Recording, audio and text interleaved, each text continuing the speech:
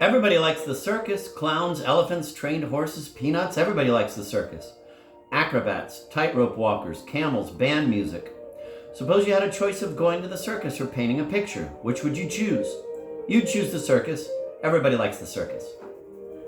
V. M. Hillier and E. G. Huey, A Child's History of Art. All the movies that year were about people with plates in their heads. Spirits from another galaxy gather in a resort town at night, taking over the townspeople all but the man with the plate in his head. Or a girl with a plate in her head wanders a city beach believing she is someone else. Evidence washes up on shore, there are sailors. Or a woman dreams of a beautiful house in which no one lives, and one day she passes the actual house. A cupola, gables, and a porch. She walks up to it, knocks on the door, and it is opened slowly by her. A woman who is a twin of herself, grinning. She has a plate in her head.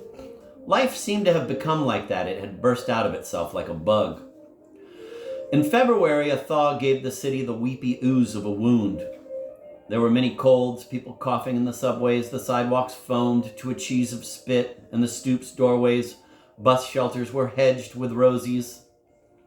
That is what they were called. The jobless men, women, children with gourd lumps or fevers, imploring, hating eyes and puffed lavender mouths, stark as paintings of mouths. The rosies sold flowers, a prim tulip, and overflowing iris. Mostly no one bought any. Mostly it was just other rosies, trading bloom for bloom, until one of them, a woman or a child, died in the street, and the others gathering around in a wail in the tiny dark morning hours, which weren't morning at all but night. That year was the first that it became illegal for those who lived in apartments or houses not to have a television. The government claimed that important information necessary for survival, might need to be broadcast automatically, might need simply to burst on, which it could do. Civilization was at stake, it was said.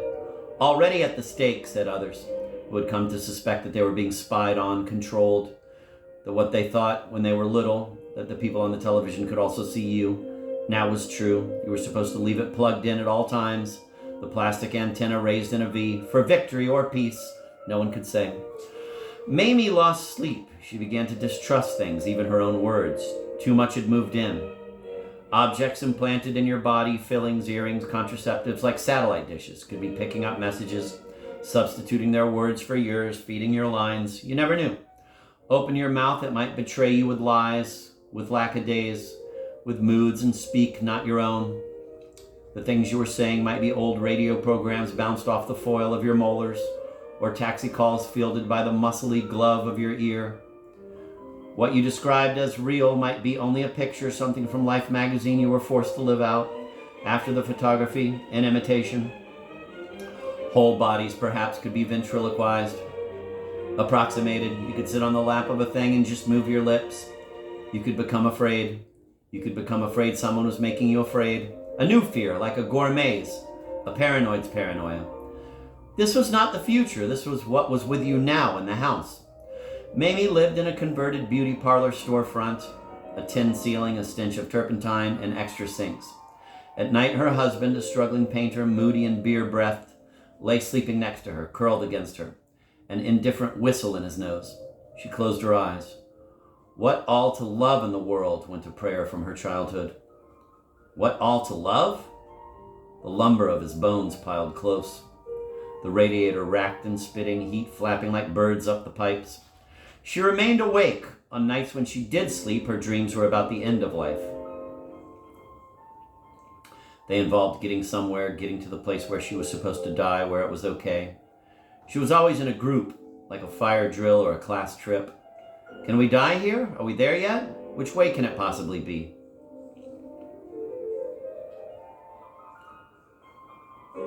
Or else there was the house dream, always the house dream, like the movie of The Dream of the House. She would find a house, knock on the door, and it would open slowly, a wedge of dark, and then stop, her own profile greeting her, hanging there midair like a chandelier. Death, said her husband, Rudy. He kept a small hatchet under the mattress in case of intruders. Death. Last year, she had gone to a doctor who had looked at her throat and a mole on her back, studying them like Rorschachs for whatever he might see in them. He removed the mole and put it floating in a pathologist's vial, a tiny marine animal. Peering in at her throat, he said, "Pre-cancer, like a secret or a zodiac sign." Pre-cancer, she had repeated quietly, for she was a quiet woman. "Isn't that like life?" She was sitting and he was standing. He fumbled with some alcohol and cotton balls, which he kept on the counter in kitcheny-looking jars, the flour and sugar of the medical world. He took her wrist and briefly squeezed. "It's like life, but it's not necessarily life." There was a wrought iron fence all around and a locked gate, but it was the bird feeder she remarked first, the wooden arms, the open mouth of boards stuck up there on a single leg.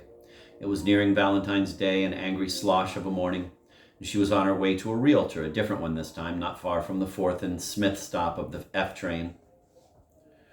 From where you could see the Statue of Liberty, on her way she had come upon a house with a bird feeder, and a tree in front, a towering oak over 150 years old. A grade school teacher had brought her class to it and now stood in front of it, pointing and saying, 150 years ago. Can anyone tell me when that was? But it was the bird feeder initially, a cross with an angle-roofed shelter at the head, a naked scarecrow bedecked with horizontals like a Frank Lloyd Wright house or an Alpine motel, its wooden ledges strewn with millet seed. In the freckled snow below lay tiny condiment cups of peanut butter knocked to the ground. A flibberty squirrel, hopping and pausing in spasms, lifted each cup to his nose and nibbled. On the feeder itself was a pair of pigeons, lidless, thick-necked municipal gargoyles. But wasn't that also a sparrow? And a grosbeak? The house was a real house, one of the few left in New York, a falling down Edwardian Gothic with a cupola once painted a silvery gray and now chipping. There was a porch and lattice work of carpenter's lace. A house one would go to for piano lessons if people still took piano lessons. A house invariably seized for a funeral home. It was squeezed between two storefronts, the realtor's and a laundromat. "You're looking for a one-bedroom?" said the realtor. "Yes," said Mamie, though it suddenly seemed both too little and too much to ask for. The realtor had the confident hair and makeup of a woman who had lived forever in New York, a woman who knew ever so wearily how to tie a scarf. Mamie studied the realtor's scarf, guessing the exact geometry of the folds, the location of the knot. If Mamie ever had surgery, scars and a crisscross up her throat, she would have to know such things. A hat, a scarf, a dot of rouge, mints in the mouth. Everyone in New York was hiding something eventually. The real estate agent took out an application form. She picked up a pen. "Your name?" "Mamie Cornand." "What?" "Here, you fill this out." It was pretty much the same form she'd filled out previously at other agencies. "What sort of apartment are you looking for? How much do you make? How do you make it?" "What is Children's Historical Illustrator?" deadpanned the realtor, "if you don't mind me asking." "I work on a series of history publications, picture books actually. For freelance?" She looked at Mamie with doubt, suspicion, and then with sympathy to encourage candor. "It's for the McWilliams Company," she began to lie. "I've got an office there that I use. The address is written here." She rose slightly from her seat to point it out. The realtor pulled away. "I'm oriented," she said. "Oriented? You don't need to reach and point." "This your home and work phone? This your age? You forgot to put in your age." 35. 35, she repeated, writing it in. "You look younger." She looked at Mamie. "What are you willing to pay?" Up to 900 or so? Good luck," she snorted, and still seated in her castor-wheeled chair. She trundled over to the file cabinet, lifted out a manila folder, flipped it open. She placed Mamie's application on top. "This isn't the 80s anymore, you know." Mamie cleared her throat. Deep in the back, she could feel the wound sticking there unhealed. "It hasn't not been for very long. I mean, just a few years." The awkward, frightened look had leaped to her eyes again, she knew. Fear making a child of her face. She hated this in herself. As a girl, she had always listened in a slightly stricken way and never spoke unless she was asked a question. When she was in college, she was the kind of student sometimes too anxious to enter the cafeteria. Often, she just stayed in her room and drank warm iced tea from a mix in a hot pot. "You live right over here?" The realtor motioned behind her. "Why are you moving?" I'm leaving my husband. The corner of her mouth curled. In this day and age, good luck. She shrugged and spun around to dig through files again. There was a long silence, the realtor shaking her head. Mamie craned her neck. I'd like to see what you have, at any rate. We've got nothing, the realtor slammed the file drawer and twisted back around. But keep trying us, we might have something tomorrow. We're expecting some listings then. They had been married for 14 years, living on Brooklyn's South Slope for almost 10. It was a neighborhood once so Irish that even as late as the 50s, kids had played soccer in the street and shouted in Gaelic. When she and Rudy first moved in, the area was full of Italian men who barely knew Italian and leaned out of the windows of private clubs, shouting, "How are you?" Now Hispanic girls in bright leotards gathered on the corner after school, smoking cigarettes and scomming the streets. "Escoming," said the boys. Artists had taken up residence as well as struggling actors, junkies, desperate rosies in the street. Watch out, went the joke, for the struggling actors.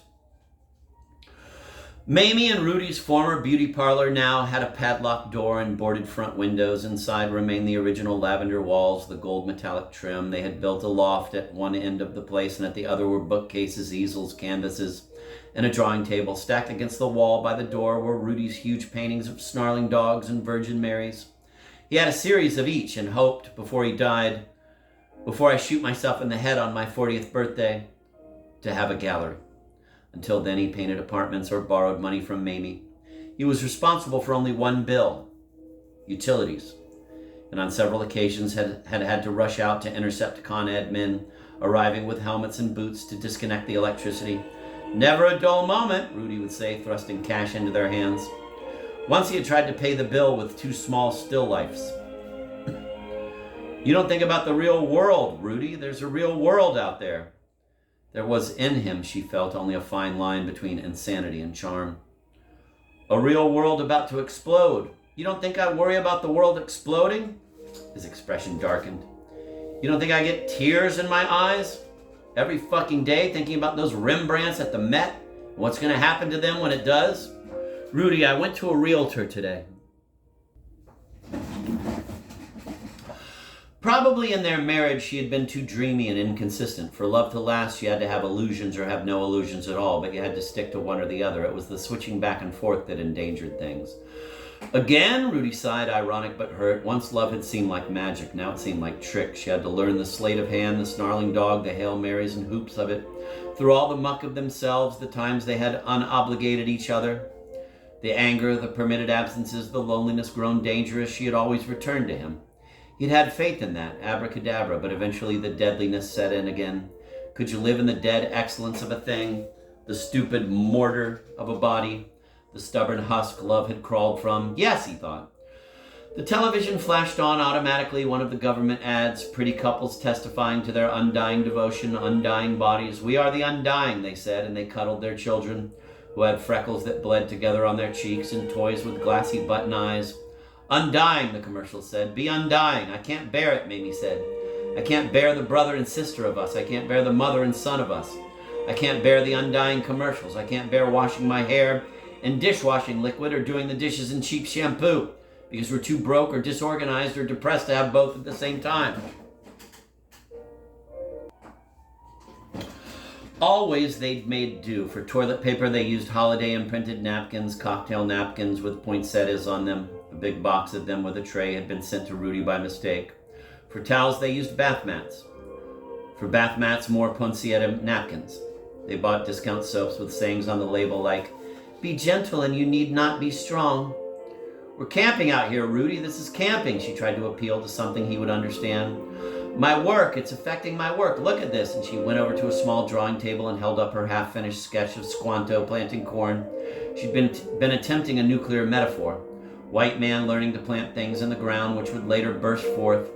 How the white man had gotten carried away with planting. "He looks like a toad. He looks like a catcher for the Boston Red Sox," Rudy smiled. Would she smile? He grew mock serious. The faculties of discernment and generosity are always at war. You must decide whether you will be muse or artist. A woman cannot be both.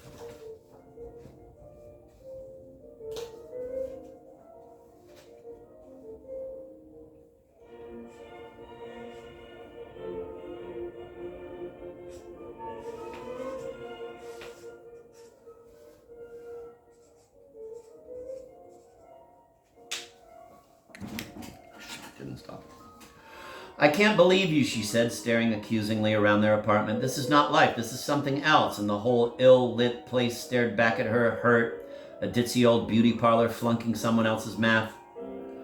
Forget this Squanto thing, he said, looking compassionate. I've got an idea for you. I've thought about it all day. A children's book called Too Many Lesbians. He began motioning with his arms. Lesbians in bushes, lesbians in trees. Find the lesbians. I'm going out for some air, she said, and she grabbed her coat and flew out the door. It was evening already, zinc gray and chill, the puddles freezing on the walks in a thin glaze. She hurried past the shivering rosies at the corner, hurried 6 blocks in a zigzag to look at the bird feeder again, visit a place at night she knew, and it was yours. When she reached it, the house was dark, holding its breath, soundless so as not to be discovered. She pressed her face against the gate, the hard cilia of its ironwork, and sighed, longing for another existence, one that belonged to a woman who lived in a house like this, the lovely brow of its mansard roof, thoughtful with rooms. She felt a distrust of her own life, like those aerospace engineers reluctant to fly in planes of their own design, fearing death by their own claptrappery. The bird feeder stood tall as a constable. There were no birds. You should never leave. You just always come back, whispered Rudy. A tourist in your own despair, he had once said. It was the title of one of his paintings. One of a snarling dog leaping over a sofa. She stared through the small window by their bed, a strip of sky and one dim star, an asterisk, to take her away briefly to an explanation. The night bragging a footnote. He held her, kissed her. Here in bed was when he seemed to her not to be doing imitations of other people. After 15 years, she had seen all the imitations, friends, parents, movie actors, until it was a little scary, as if he were many different people at once. People to turn to, not in distress, but like a channel on television, a mind gone crazy with cable. He was Jimmy Stewart, he was Elvis Presley. When you were growing up, were your parents funny? She asked him once. My parents? You've got to be kidding, he said. I mean, once in a while they memorized something. He was Dylan on the harmonica, lifelike, absolutely lifelike. He was James Cagney. He was some musical blend he called Smokey Robinson Caruso. Don't you think we'd have beautiful children? Rudy now pleaded sleepily, his hands smoothing the bangs off her brow. They'd be nervous and insane, she murmured. You're strung out about your health. But maybe they'd also be able to do imitations. Rudy kissed her throat, her ears, her throat again. She had to spit daily into a jar she kept in the bathroom and to visit the clinic regularly, bringing the jar.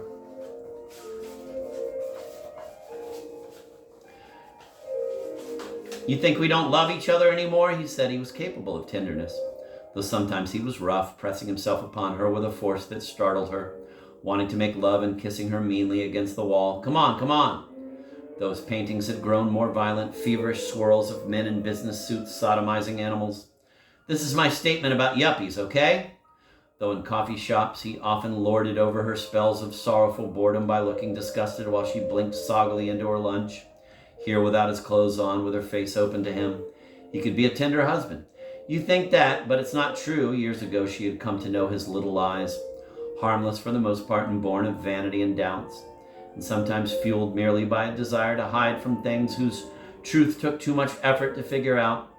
She knew the way he would tell the same anecdotes from his life over and over again, each time a little differently, the exaggerations and contradictions sometimes having a particular purpose, his self-portrait as undiscovered genius, and sometimes not seeming to have one at all. 6 inches from the door was an empty shopping cart jammed up against the door, he told her once, and she said, Rudy, how can it be 6 inches from the door but also jammed up against it?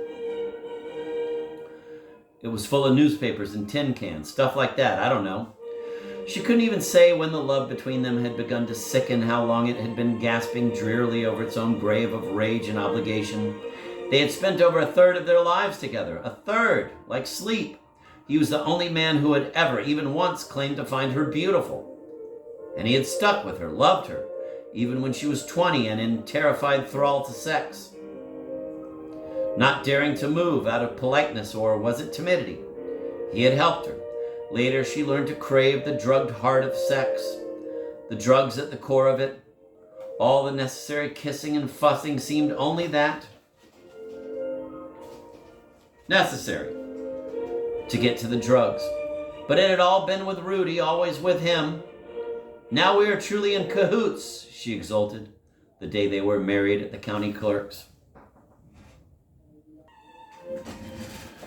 I don't look good in cahoots, he said, his arms swung loosely around. Let's go get tattoos. What kisses there were in disappointment.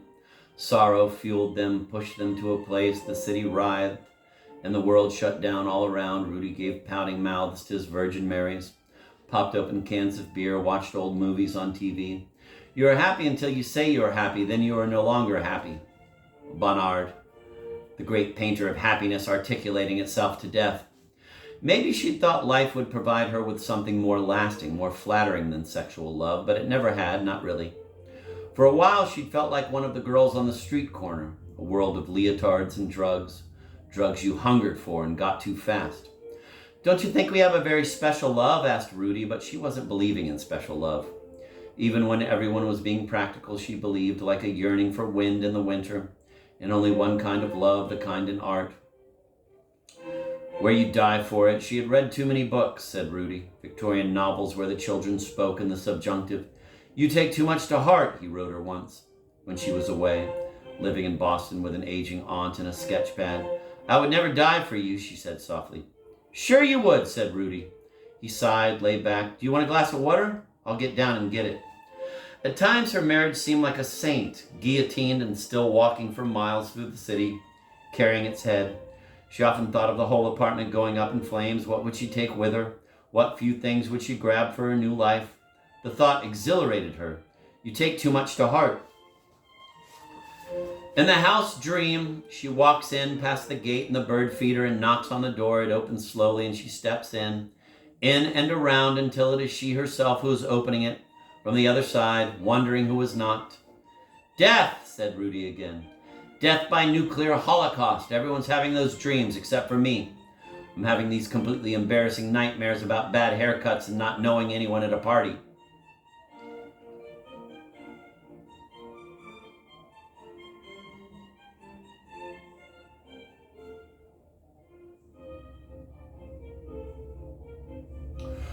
In the morning, sun spilled in through the window by the bed. There was more light in the apartment. In winter, when there was snow on their overhang and it reflected sunlight inward, making garnet of the rug and striping the bed. Unbelievable detail. Unbelievable detail.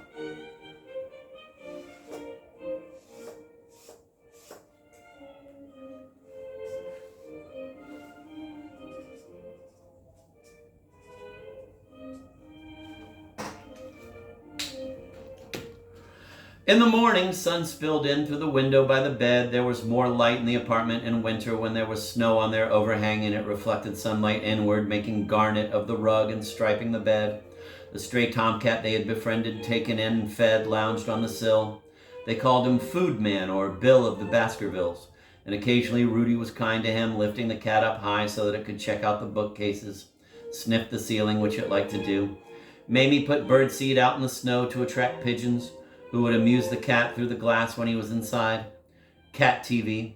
Rudy, she knew, hated pigeons, their lizard feet and pea brains, their strangely bovine meanness. He admired his friend Marco, who would put metal stakes outside on his air conditioner to keep pigeons from landing there. Ordinarily, Mamie was the first one up, the one to make coffee, the one to head cautiously down the makeshift rungs hammered in the side post, the one to pad out to the kitchen area, heat up water, rinse out mugs, brew coffee, get juice, and bring it all back to bed. This was how they had breakfast. The bedclothes of a calico of spills. The bedclothes, a calico of spills. Very nice.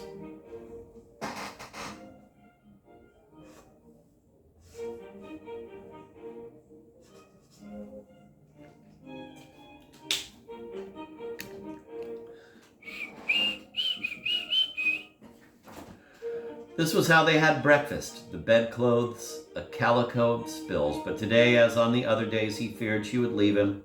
Rudy wormed naked out of the covers before her, jackknifed at the loft's edge, descended to the floor with a thump.